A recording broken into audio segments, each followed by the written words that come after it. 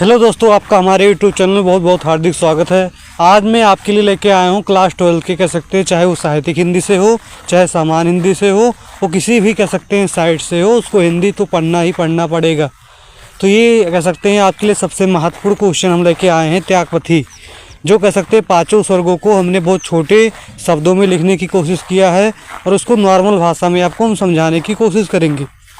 ये हमारा आज का हमारा यूट्यूब चैनल का प्रथम वीडियो है, अतः आपसे अनुग्रह है कि कृपया करके हमको भी आगे बढ़ने का अवसर दें और कह सकते हैं हम भी आपके लिए कह सकते हैं कुछ ऐसे नए चीज़ ला पाएँ। अतः इसलिए कह सकते हैं हमारे चैनल को थोड़ा सा सब्सक्राइब कर लें, अपने दोस्तों तक पहुंचा दें। चलिए हम अपना स्टार्ट करते हैं। पहले हम आपको इसको पढ़ के बताएंगे, फिर अपनी भाषा में बताएंगे, दोनों तरीके से बताएंगे। जैसा आपकी इच्छा कहेगी वैसा लिखना। ये जान लीजिए जो हमारे क्वेश्चन बड़े होते हैं उसको कहानी के तरीके से समझ के अगर हम लिखते हैं तभी उसमें हम अच्छे नंबर प्राप्त कर सकते हैं, वरना कह सकते हैं किताब से देखी देखा याद करके रट्टे के तोते के तरीके से जाके लिखने में कोई फ़ायदा नहीं है। सीधा सा मतलब है, अगर आप तोते के तरीके रट के जाते हो तो उससे कोई मतलब नहीं है। आप बीच में अगर थोड़ा भूल गए तो सारा भूल जाओगे, लेकिन जब आपकी कहानी मजबूत रहेगी, समझ रहेगी, तो कह सकते हैं आराम से लिख सकते हो। चलिए कह सकते हैं कम टाइम में कह सकते हैं आपको हम बताने जा रहे हैं, टाइम बर्बाद आपका नहीं हम करेंगे। चलिए स्टार्ट करते हैं। सबसे पहले जो लिखा है उसको समझाते हैं। लिखा है त्यागपथी खंड का आपका सारांश। लिखा है त्यागपथी खंड का आपके शासक हर्षवर्धन जीवन कथा से संबंधित है, जिसका सुरक्षार सारांश इस प्रकार है। सीधा सा मतलब है, त्यागपथी में जो आपके न्यायक हैं वो हर्षवर्धन जी ही हैं, न्यायिका उनकी बहन राजश्री हैं, उनके पिताजी का नाम प्रभाकर वर्धन है और बड़े भाई का नाम क्या है, राजवर्धन है। तो सीधा से ये जो कहानी है हमारी त्यागपथी, ये हर्षवर्धन के जीवन चरित्र पर आधारित है। चलिए हम स्टार्ट करते हैं। इसमें सारांश में आपको थोड़ा सा आगे लिखना पड़ेगा कि जो हर्षवर्धन की कह सकते हैं या त्यागपथी की कहानी है वो हर्षवर्धन के जीवन पर आधारित है। प्रथम सर्ग हम स्टार्ट करते हैं अपना। देखिए क्या लिखा हुआ है। राजकुमार हर्षवर्धन के पिता प्रभाकर वर्धन बुखार से पीड़ित हैं। मतलब जो हर्षवर्धन और राजवर्धन हैं उनके पिता प्रभाकर वर्धन बुखार से पीड़ित हैं। हर्षवर्धन उनका बहुत इलाज कराते हैं। हाँ देखो, हर्षवर्धन क्या करते हैं, उनका इलाज कराते हैं। उनकी बहन भी घर पे नहीं होती है, ना उनके राजवर्धन भाई भी घर पे होते हैं, परंतु वो ठीक नहीं होते हैं। हर्षवर्धन के बड़े भाई राजवर्धन होड़ों के से युद्ध करने के लिए गए थे। जो कह सकते हैं हर्षवर्धन के भाई बड़े थे राजवर्धन, वो होड़ों से युद्ध करने के लिए गए थे। हर्षवर्धन की माता कह सकते हैं, हर्षवर्धन की जो माता है अपने पति की दशा को देखकर स्वयं आत्मदाह कर लेती हैं। देखो पहले के समय में क्या होता था, पति की कह सकते हैं डेथ होने के बाद उनकी माताएं आत्मदाह कर लेती थी कि जिससे कह सकते हैं उनका कह सकते हैं शरीर जो हो या कह सकते हैं उनके पर कोई दूसरा पुरुष फ़ायदा ना उठा पाए।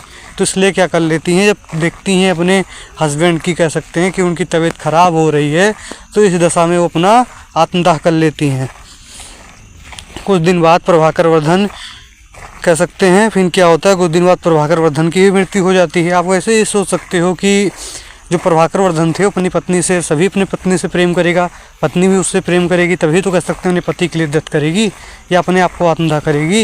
इसलिए कह सकते हैं उनकी तबीयत तो पहले से ही ख़राब थी, लेकिन क्या होता है अपनी पत्नी की कह सकते हैं डेथ के बारे में सूचना मिलकर उनकी तबीयत और बिगड़ जाती है। कुछ दिन बाद भी उनकी क्या हो जाती है, डेथ हो जाती है, मृत्यु हो जाती है। हर्षवर्धन दुखी मन से उनका अंतिम संस्कार करते हैं। भाई दुखी मन से ही करेंगे ये संस्कार, ना किसी माता पिता की डेथ होगी तो दुखी मन से नहीं करेगा, क्या सुखी मन से करेगा। चलिए आगे देखते हैं। ये आपका क्या था, प्रथम सर्ग था। और द्वितीय सर्ग देखिए क्या है। जब राजवर्धन अपने नगर कह सकते हैं वापस लौटते हैं तो हर्षवर्धन की दशा को देखकर विलख विलख कर रोते हैं। जो राजवर्धन उनके बड़े भाई होते हैं, जब वो अपने राज लौटते हैं कह सकते हैं सूचना मिलती है, हर्षवर्धन भिजवाते हैं कि माता पिता की डेथ हो गई है, तो कह सकते हैं युद्ध को छोड़ के ही चले जाते हैं अपने राज और बिलख बिलख के रोते हैं। तभी समाचार मिलता है कि मालवर राज ने उनकी बहन राजश्री के पति की हत्या कर दी है तथा राजश्री को कारागार में डाल दिया है। तभी कह सकते हैं वो रो रहे होते हैं, सूचना पाके कह सकते हैं भाई के साथ रहते हैं, तभी उनको एक सूचना मिलती है कि मालवर राज ने उनकी बहन की राजश्री की पति की हत्या कर दी है और उनकी बहन को कारागार में डाल दिया है तथा राजश्री को कारागार में डाल दिया है। राजवर्धन क्रोधित होकर मालवर राज को मारने जाते हैं। मतलब जो कह सकते हैं हर्षवर्धन होते हैं वो तो घर पे ही रहते हैं, लेकिन राजवर्धन जो होते अपने बहन की पति की डेथ की बदला लेने के लिए, अपनी बहन को छुड़वाने के लिए, मालवा राज को मारने के लिए निकल पड़ते हैं अपनी सेना लेके। आगे देखिए क्या है। परंतु गौड़ नरेश छलपूर्वक उनकी हत्या करा देता है। एक गौड़ नरेश होते हैं, इनसे कह सकते हैं पहले ही वो युद्ध करने के लिए गए थे, वो पीछे से हमला बुलवा के कह सकते हैं हर्षवर्धन जो राजवर्धन होते हैं उनकी डेथ करा देती है, हत्या करा देती है। ऐसा सुनकर हर्षवर्धन युद्ध के लिए चल देते हैं। अब देखो भाई, उसकी माता पिता की डेथ हुई थी, भाई की भी डेथ हो गई, तो अपनी विशाल सेना लेके हर्षवर्धन अब निकल पड़ता है। तभी उन्हें पता चलता है कि राजश्री, देखिए पहले की जो लड़कियां भी होती है, अगर हमारा वीडियो लड़कियां देख रही हैं तो अपने आप को मजबूत बना ले, क्योंकि पहले की लड़कियां भी कह सकते हैं मजबूत होती थी अपनी डेथ होने के बावजूद, कह सकते हैं पति की, तब भी देखो सेनाओं से लड़के और बंधन मुक्त हो गई थी। देखिए वही लिखा है, कह सकते हैं राजश्री बंधन मुक्त होकर विंध्याचल आत्मदाह करने की चली गई। तो जो कह सकते हैं राजश्री थी, उसके हस्बैंड की डेथ हुई थी, पति की डेथ हुई थी, तो भी कह सकते हैं बंधन से मुक्त होती है, खुद से खुद कोई बचाने नहीं आता है, और विंध्याचल पर्वत पर डेथ अपनी आत्मदाह करने के लिए चली जाती है। हर्षवर्धन उन्हें खोज लेते हैं, मतलब कह सकते हैं भिक्षु के द्वारा खोजते खोजते वहाँ पहुँच जाते हैं, और पता चल जाता है कि हमारी बहन को समझाते होंगे कि बहन कह सकते हैं हमारे माता पिता अब नहीं बचे, भाई भी नहीं है, आप मुझे ऐसे छोड़ के चली जाओगी, और आत्मदाह करने से बचा लेते हैं। अब देखिए हमारा तीसरा असर क्या है। हर्षवर्धन अपनी बहन के छीने हुए राज को वापस पाने के लिए आक्रमण कर देते हैं। हर्षवर्धन कह सकते हैं कि अपने जो बहन की उनकी राजश्री थी, उनके जीजा को जिसने मारा था, वो अपने बहन की राज को छीनने के लिए आक्रमण कर देते हैं, और दुश्मनों को भगा कर इतना पीटते हैं कि उनका कचूमर निकाल लेते हैं, और अपने बहन की जो कह सकते हैं होती है उनका राज को वापस प्राप्त कर लेते हैं। स्वयं का वहाँ राजा बन जाते हैं, क्योंकि उनकी बहन जो सिंहासन बैठने से इनकार कर देती, उनकी बहन के राज को उन्होंने कह सकते हैं जीता भी, और स्वयं सिंहासन पर बैठा भी, क्योंकि वो अपने बहन को दे रहे थे, तो उनकी बहन ने उस सिंहासन में बैठने के लिए मना कर दिया था। आगे देखते हैं। इसके बाद हर्षवर्धन ने दिग्विजय अभियान चलाया और सुसंगठित राज का निर्माण किया। उसके राज में प्रजा सुखी थी और धर्म संस्कृति व्याप्त थी। उसके बाद क्या किया हर्षवर्धन ने, सुख क्या हुआ, जो दिग्विजय अभियान होता है उन्होंने चलाया। दिग्विजय अभियान मतलब कि उस अभियान के द्वारा कह सकते हैं कोई व्यक्ति दुखी नहीं होगा, सभी को सुख शांति मिलेगी, सभी सुख रहेंगे, कोई गलत काम नहीं होगा, सारी चीज़ें कह सकते हैं प्रजा में खुशहाली रहेगी, सभी सांस्कृतिक रूप से छाए रहेंगे। ये सब चीज़ें हैं। आगे चलते हैं। चौथा स्वर क्या है।